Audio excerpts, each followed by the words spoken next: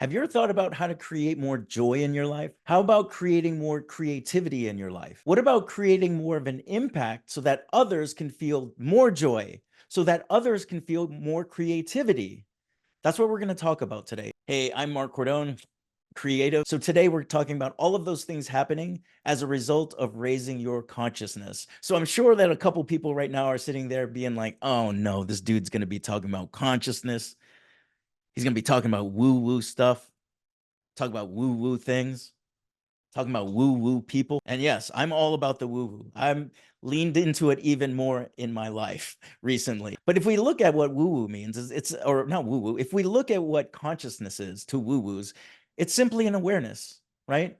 It's an awareness for woo woo folks about being able to see some things that some of us can't see. They can see things in the invisible. They're aware of that. They're aware of other sentient beings around them, or they're aware of connections or frequencies. Consciousness, I guess, in the dictionary, is about awareness, right? An awareness of what I see, what I smell, what I hear, what I touch, what I taste, right? What I feel on the inside, whether it's nervous or whether I'm tired. I'm aware that I'm tired. So both of them, whether it be woo woo or whether it be scientific, both have to do with awareness. So let's say that what I see in front of me is my awareness, right?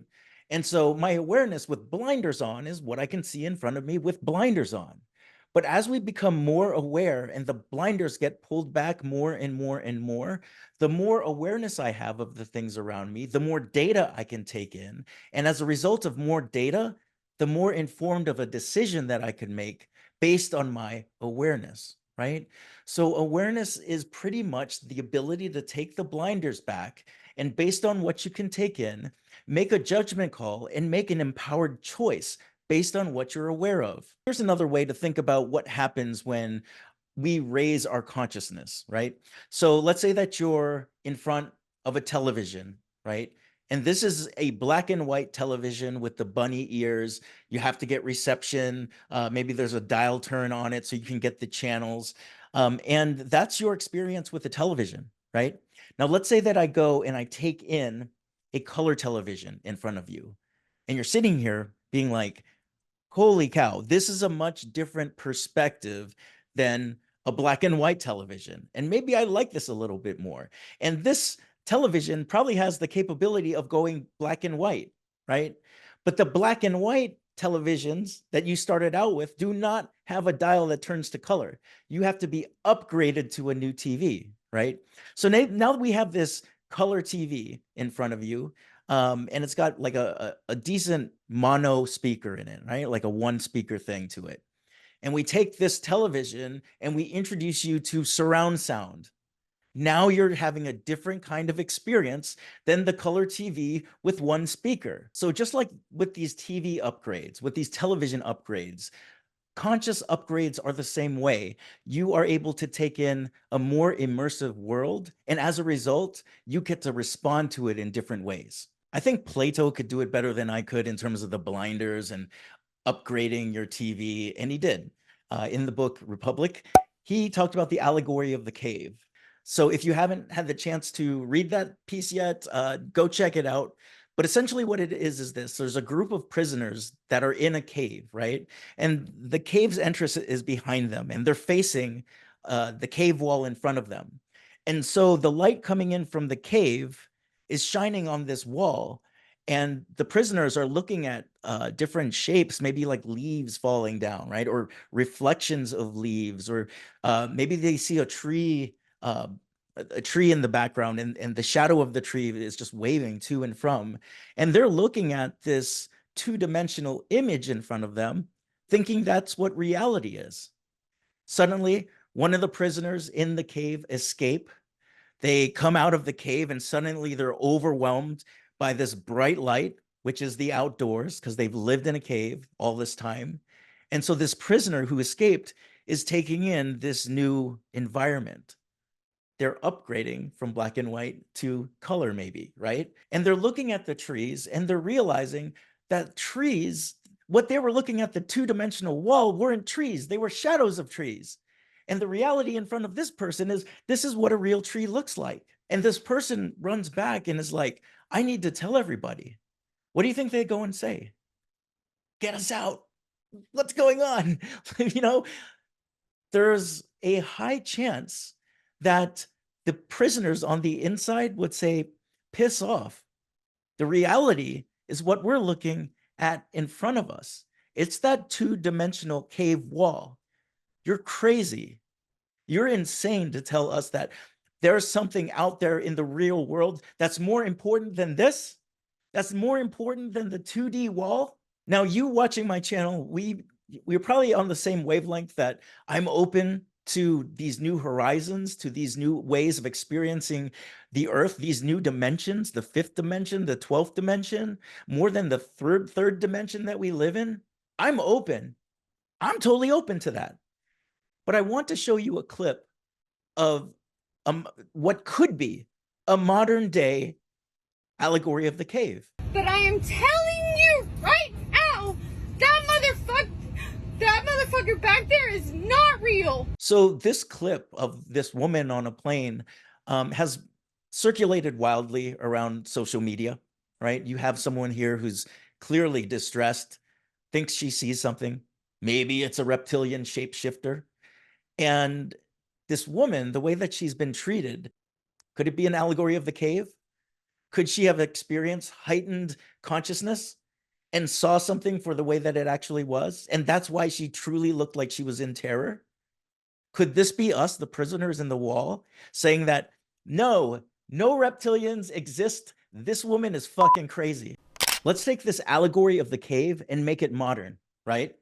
So let's say that all of us in the here and now are prisoners in a cave, prisoners in which we are against the wall. The cave opening is behind us. We're looking at a two-dimensional projection in front of us. And let's say that you get to break out of the cave. You see this new life, this new way of being, this new way of perceiving things, this new earth, knowing what you know about you coming back and what we may be saying is the reality and how we may be reacting to you. What is your responsibility to come back to the cave and help everyone out, even though you might be called batshit crazy? I'm just giving my own take on this. I'm not trying to impress this on you. I want you to have your own experience with conscious upgrading, right? But when it comes to how I've been able to upgrade, it has come with somebody reaching their hand down to me, taking my hand and pulling me up. And also at the same time, in feeling what I'm feeling with this person who's helping me consciously upgrade, I realize that where I'm at, I can extend a hand down and pull someone else up. So now we get to talk about the benefits of raising your consciousness. So when it comes to joy, how exactly does that come about from raising your consciousness? Well, if we go back to the allegory of the cave, when the person raised their consciousness, they were more able to see life as it really was. They were able to take in a new reality. They were able to maybe have some things solved that they always were asking their whole life. And from that standpoint of freedom comes joy. So next, what about creativity? How does creativity come about through a conscious upgrade? Well, that does come back to the blinders. The more you can see, the more you can make objective, the more options you have in the world to make choices. And many of them are more creative because you have a bigger palette to work with. So what about social change? How could a conscious upgrade lead to social change? Well, the first thing is this. You're experiencing more creativity. You've experienced more joy and freedom. I can't help but think that you'd automatically want to share that with the people around you, the people who you care about the most. So in many ways, it becomes automatic that you want to help change history for the better. All right, so we've talked about consciousness. We've talked about raising consciousness.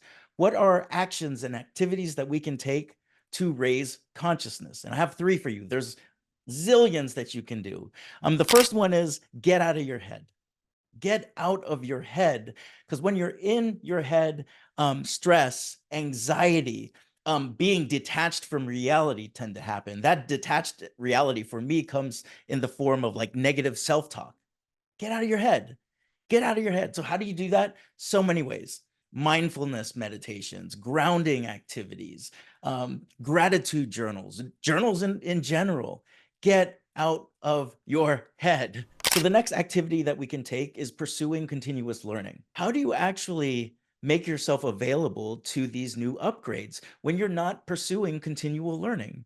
And by continual learning, I mean this: taking courses, reading books, listening to podcasts, shadowing people in the field, like, comment, subscribing, and hitting the notification bell in some people's YouTube channel. So of course, there's so many activities that we can do to raise consciousness. This is one more of them. And this is turning inward and doing shadow work. Now, when it comes to shadow work, we're talking about maybe suppressed parts that you don't really want to look at. You just feel a little bit eerie talking about it. Maybe you've got some wounds that you don't want to address, maybe some negative patterns. And so what shadow work does, it allows you to go into those spaces, to illuminate those spaces, and hopefully heal from them, right? Now, here's the thing. If you've never taken a shadow course before, I did used to teach a shadow course that was called Into the Shadows.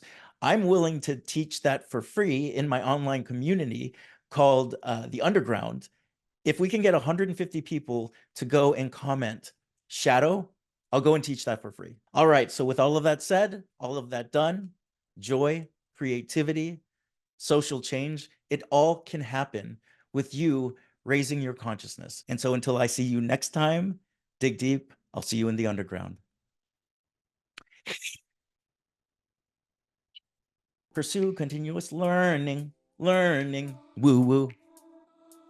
Talking about woo woo, woo woo. Come on, do the finger dance, woo woo. Talking about woo woo. Got to stop those people who created that dance